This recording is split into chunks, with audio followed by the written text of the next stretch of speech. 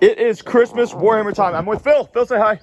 Hi. Hey, Phil says hi. So we are going to be playing the World Eaters against the Packbound Zealots for the CSM. So these are actually two armies which I hear a little bit of like negativity about online, and I don't quite understand it. World Eaters are in a great place. Yes, they got a little bit of a nerf, but they were already really strong. And since the other top dogs got knocked down, World Eaters are in a great place. I'm not saying that they got better in the balanced data slate, but they didn't get worse. Big Dog Phil is going to be playing the Packbound Zealots for CSM, and CSM are in a really cool place. He's currently learning Packbound. It's different for him because he's used to playing the World Eaters, and now he's playing a much slower army, so he's got to figure out the castle, so we're going to be working on that. So we're going to give you guys a riveting 2,000-point game Warhammer today. This is Yard Hammer. So we've got the cutouts, but we don't have the scenery for you guys. So you're just going to have to kind of make do on that one, but I'm sure a lot of you have played this exact setup. And it's going to be totally fine. So we're going to play on GW1. We'll get the objectives down here, and I'll tell you the mission in just a moment. So let me tell you this army while we're at it. Did I already say the army? No. Okay, great. Jeez, I've been drinking. All right, we're going to have two Slaughterbound. One is going to be with the glaive. We're going to call the guy with the big claw, the crab claw. He'll be the glaive. We're going to have Karn and 10. Then we're also going to have a solo MOE with no enhancements. I'll tell you about his tech while we're playing. We're going to have one Demon Prince of Khorne. He does have the brazen helm for the -1 damage, which is super, super sweet. We'll have Jackals, Goremongers, and we'll have one squad of normal 8-bound. One squad of normal 8-bound. The guys without the power packs will be the normal 8-bound. And then we're going to have two squads of exalted 8-bound with the packs. And we'll have one big 6-bound squad because I think the unit is incredible. So you'll love it. Then we got 3 squads of Spawn. Azrael and Inceptor is making up the 3rd squad of Spawn because clearly that's what they are, obviously. And we got that one Rhino. So that's the army. We are going to see how this goes. I'm looking forward to giving you guys an awesome game of Warhammer 40,000, and we'll be back with Philip's Packbound Zealots list. All right, and we have the Packbound Zealots, and yeah, the sun is a thing, but it's going down, so it'll be better in a few minutes. So, Mr. Phil, what we got? All right, we got 10 cultists that look like poxwalkers, but they are cultists. Totally cultist. We got 2 units of obliterators. Love them. You know, Nurgle? Mark of Zinch. Oh, We're doing Zinch. Cool. All right, we got Abaddon. We've got 2 units of 5 legionaries. Each of them have a las cannon and 2 heavy weapons in them. Yep. Cypher is Cypher. That's a Hellbrute, believe it or not. Short Daddy is a Hellbrute. That's a Hellbrute. We've got, the Shut Disco. up, Major Kill. Absolutely. We've got the Disco Lord with the Mark of Slanesh. Lovely. 2 Forge Fiends, each with the Mark of Nurgle. 2 Vindicators, each with the Mark of Nurgle. And the Rhino for the Legionary boys to be running around in. Great. And I'm sorry, the Legionaries were what, Mark? Slanesh. So Slanesh. So the Rhino Slanesh as well. Sounds good. All right. Well, with that, we're going to get into it. Nice. And that's a baby, and that's Kate, and that's Kaya. All right, so first turn was pretty awesome. Basically, we went through some stuff. I went first. I had a good scout move, and I could have auto-won the game because we didn't deploy very good against World Eaters, but that's okay. So we're learning a little bit, and we did a new deployment. I still went first, and my first cards I drew was going to be Assassination and Cleanse. So what I did is I had already scouted forward all of my spawn into interesting positions. So I'm going to cleanse on this objective with these spawn. I'm going to cleanse in the center with my Demon Prince, who still has loan up from my 8-bounds. I moved my 8-bound squad, or my 6-man 8-bound squad with the Slaughterbound up into this position. Because of where I'm standing here, there's nothing that can shoot them from any angle because Forge Fiends only move 8, and they don't have advance and shoot in Packbound Zealots. So that's what's really important. I'm perfectly safe from any relevant shooting here. This unit of Spawn have advanced, and they're going to charge in the Rhino to stop the Rhino from being able to move. Now, Philip did not take my bait. He was going to overwatch them, but he thought about it, and he realized I'm just trying to drain his CP there, which is, I think, a good decision.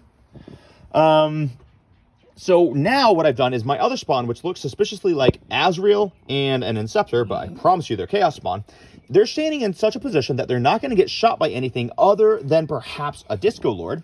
And when the Disco Lord wants to come up and try to charge my 8-bound squad, they're going to have to charge into the spawn, which is going to screw him.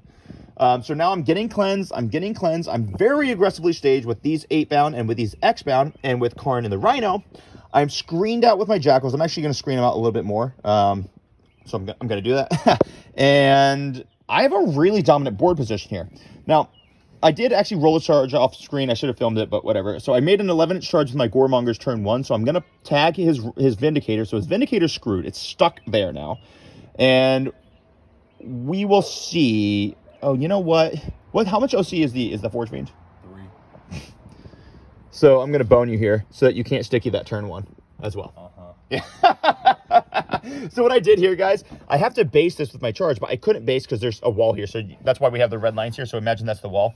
So instead of actually, since I can't base and I could just get engagement range, I'm actually going to tag 4 of my nerds onto this objective. Now, Philip does have the ability to make it so that I can't deny him this. Like, he could do a heroic with the cultist, but I'm not so sure he wants to heroic into the Goremongers, who will then wreck the cultist.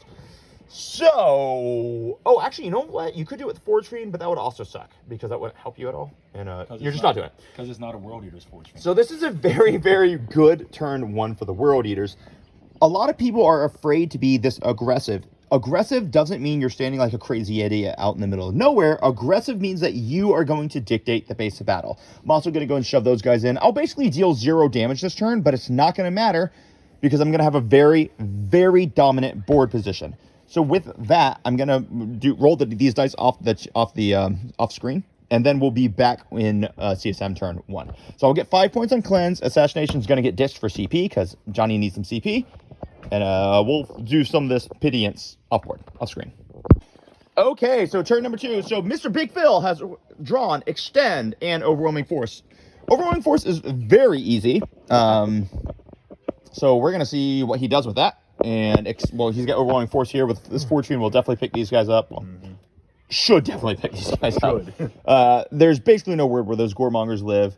This will end up sticking when he kills me, so I don't really care. So Overwhelming Force is good. Extend is good. He's going to be able to get Extend pretty easily because he's going to put the Disco Lord up there.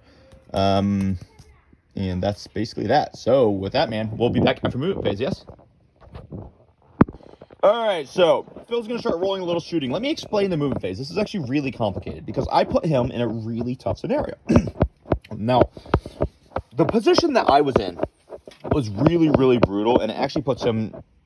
It's pretty problematic. So let me explain some things that he's doing to get himself out of it. We talked about this, and I want to coach it. Also, before I coach it, this is Mr. Humphrey. Mr. Humphrey? Actually, say hello to everyone. We love you.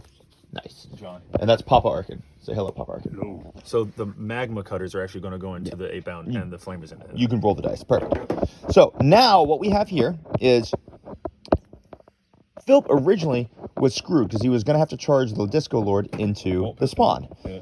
Now, after talking about it and figuring out what we did, the way he's getting himself, the way he's getting himself out of this predicament is very intelligent. He had a unit of Legionnaires that were Marcus Lanesh inside this Rhino.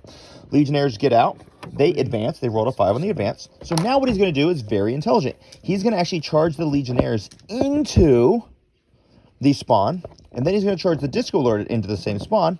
What this does is it means that I either heroic or I don't, but he'll kill the spawn with the Legionnaires, and then the Disco Lord will get to pile into my 8-bound.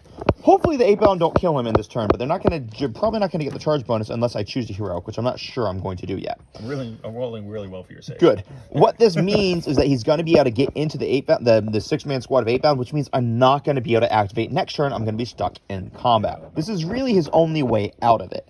So this was a really, really good move. In addition to this, he did draw Overwhelming Force and extend battle lines. So he's lined his Forge Fiends up here to murderize my spawn over here. I will, of course, be sticking on the death when he kills them.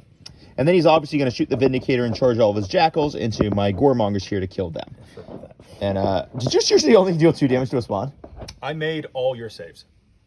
God bless you. All right, so Phil's just rolling the dice while I was explaining those things. So anyway, this is the really good positioning. His Forge Fiends are going to kill my spawn, and if they're not, I'm just going to probably not post this battle report. With that, we'll be back in the charge phase. Cheers.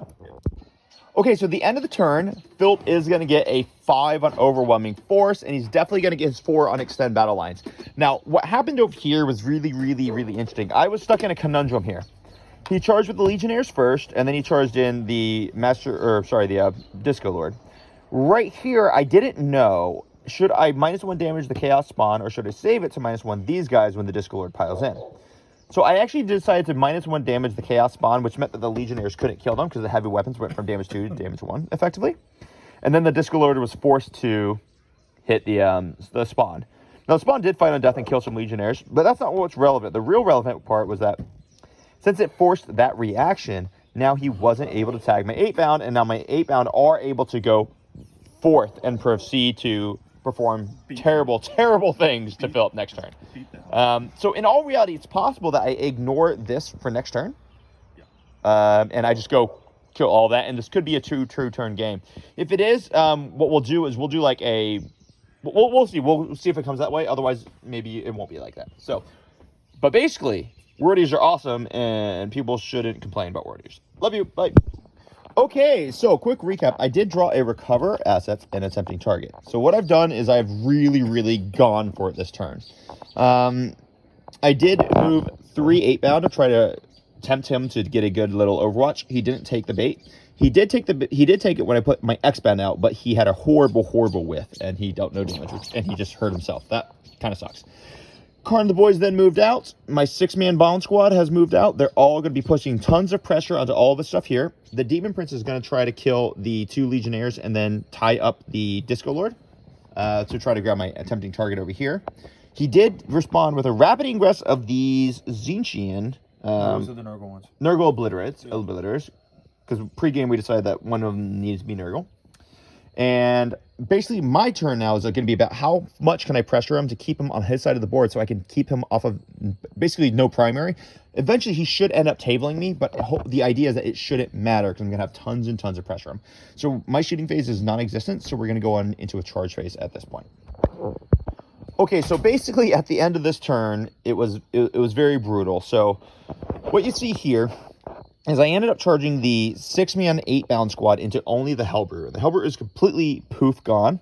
I also had them positioned so that the Slaughterbound and one of the 8-bound were also able to touch the Disco Lord. The reason for this is that I split my attacks from the Demon Prince, killed 2 Legionnaires, and I took the Disco Lord down significantly. But I needed to make sure I was guaranteed to get the tempting target, so I also wanted to spread these guys out. I based the guys that had to base the Hellbrewer because I kind of encircled him. And then these guys ended up piling into the Disco Lord because he was a close enemy model, killing him, finishing him off. This gave me a tempting target. Then the rest of the 8-bound ended up tagging this Forge Fiend. Mr. Karn and crew killed this Vindicator. These 3 X-bound killed this Forge Fiend. These 3 8-bound who had ended up charging this Forge Fiend piled into the Cultist, killed the Cultist, and then they consolidated into this Vindicator. At this point in time, that's the game. There's literally nothing he's going to ever be able to do to pull himself out of this. This was a very fast battle report, but the reason why I really like this battle report is twofold. Because it shows you guys that even if you're playing an army that is exceptionally susceptible to blast and flat damage 3, well, I'm playing this World Eaters army into a Packbound Zealots army, which is spamming flat damage 3 with rerolls to hit, with sustain, with lethal, and it's spamming blast all over the place. But it's like, I got into you in turn 2, and there's nothing that can be done about it. So World Eater players, listen to me here. It's okay if you're playing into something scary. What you want to make sure you do is you have to play aggressively. But aggressively doesn't mean standing out in the open like an idiot. What it means is that you dictate the pace of battle. So when I staged those 8-bound here in turn 1, what it meant is that Philip had no choice, but he had to move and grab the battlefield. Because if he didn't, this is what was going to happen. Unfortunately, I was able to roll it anyway. Work out for me. Yeah. But this was a really good game. I think it was a really good thing for you guys to see. I got a couple other battle reports I'm going to post for you guys as well over these Christmas holidays. I hope everyone's having a very merry Christmas. Here's another picture of Humphrey. Just that's going to make life better for everybody. Yeah, you scratched that ear, dog. And with that, this was Warhammer. I'm going to end up with like 100 points. I'll end up with like 30. Yeah, maybe. Absolutely. But you know what you're also doing? You know what you're also ending up with? Learning. Ribeye steaks, baby. I'm about to go cook. And we're about to make some ribeye steaks, and we're going to be happy. That's right. All right. Merry Christmas. Blessings, everybody. Merry Christmas. Shouting out from South Carolina.